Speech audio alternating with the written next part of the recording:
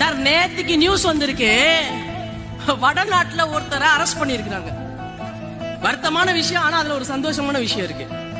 எதுக்குடா பாவி அரெஸ்ட் ஆன நீன்னு பார்த்தா, சார் அவன் சமோசா விக்கிறவன். சார் சமோசா விக்கிறவன அரெஸ்ட் பண்ணிருக்காங்க. எதுக்காகனா, சமோசா ஒரு ஐட்டம் மட்டும் தான் விற்பான அவன் கடையில.